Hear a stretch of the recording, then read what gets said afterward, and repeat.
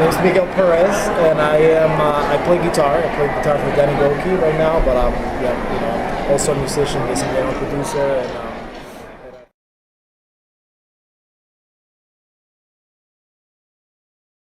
play a little bit of bass, a little bit of I play like all the different guitars. I was classically trained. I play acoustic guitar, play a little bit of banjo. I'm a good imposter, I could fake it.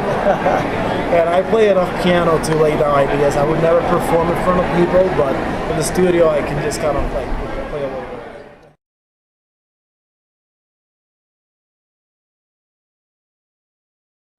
Wow.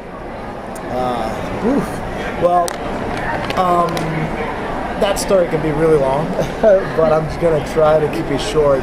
I started playing guitar when I was 5, but it was just kind of like more like parents wanted you to take lessons, and I kind of learned my stuff, and it was fun. It was a lot of fun, but it was kind of like a whatever thing. And when I was 12, my mom signed me up for a summer camp that it was like a full summer of a full-time music camp. It was a boot camp of guitar, and I was like, I hated it. Oh no! Every morning I would just no, mom, don't take me there. But it was the funny thing is after that, those 2 months, it was like a dial change. Yeah, it was just 180 degrees. Everything changed, and from there on, I knew that music was going to be a big part of my life. She knew that you had it.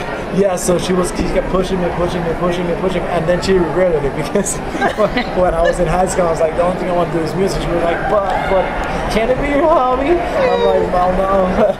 Mom, sometimes you get what you don't ask for, but okay, so where did you grow up? Where were you raised? I was born in Puerto Rico in a small town. Actually, it's a very historic town. It's called San Germán. In translation, it's Saint German. And I was born and raised there. I loved it. I had a great childhood, and that is a very historic town because it used to be the town that founded all the cities in the district of Puerto Rico back with the Spaniards.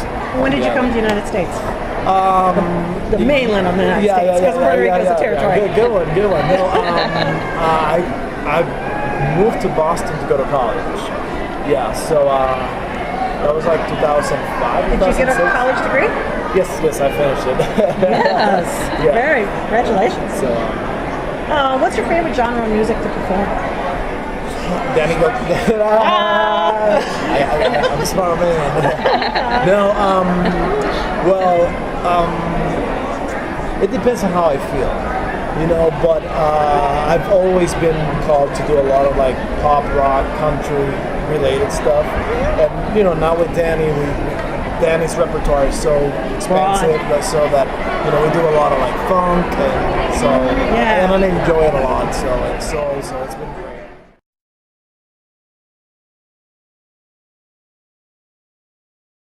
What's your favorite genre of music to perform? Dannygokey. I'm a smart man. No,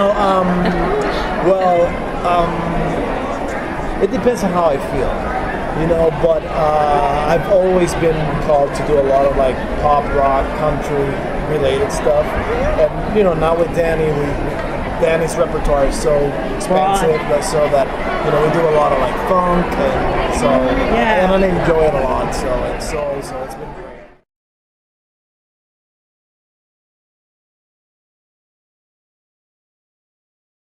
The funny thing is, at home, I listen. Oh my gosh, people are gonna be like, what?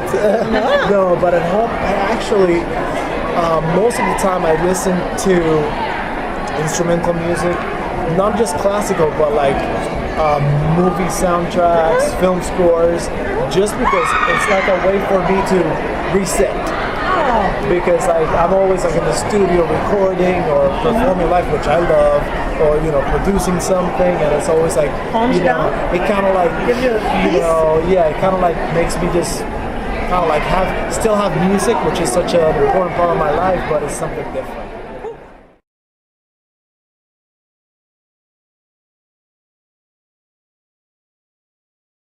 What's the best gig you've ever had? Danny Go. We got a common theme here. I'm smart, just in case you watching this. No, the coolest gig I've had? Yeah. Well, I think it may have not been like super well known, but it definitely changed my life musically. I remember being on stage and being like, what am I doing here? I go to Grace Chapel Church in Nashville, Leapers Fort, and they have an amazing music team there. And they called us to play with a band called the Blues Council. And that band has like legendary musicians there. Musicians that... What is the name? Blues Council. Blues Council. Yeah. So, and that obviously is a Christian blues band. Yeah. And one of the pastors of the church actually was part of the band, but they brought musicians that I was just in awe. Like, it was guitar players that played with Muscle Shoals, Buddy Guy, Monty Ray, and it's like, what am I doing there? And I'm just jamming with them, and he's looking at me, take a solo, man. And Phil Keaggy was there. You guys remember Phil Keaggy? No, I guitar don't know. player. Like, I was like, and then Jody Messina too was there. Yeah. And actually that led me to met her, and Jody and I now are friends. So it's been a great gig. It was a great gig. Okay. What was the worst gig you ever did? Oh, I have a lot of those. I have a lot of those. Oh my gosh. Well, I remember probably, I don't know, if I search, there's probably more, but one that comes to my mind is it was somewhere in Rhode Island. I was playing with a bunch of friends. It was like a worship band, and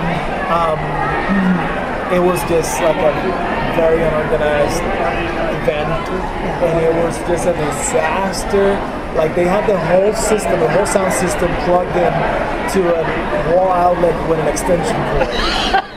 So as you can imagine, halfway through the concert, everything just blew up. And then to top it all, to add insult to injury, I had one of my very, very, very, very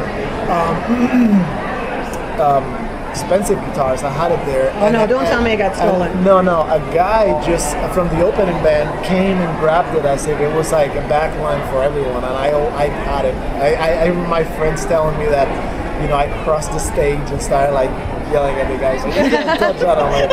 So yeah, that was That was not one of your better days. No.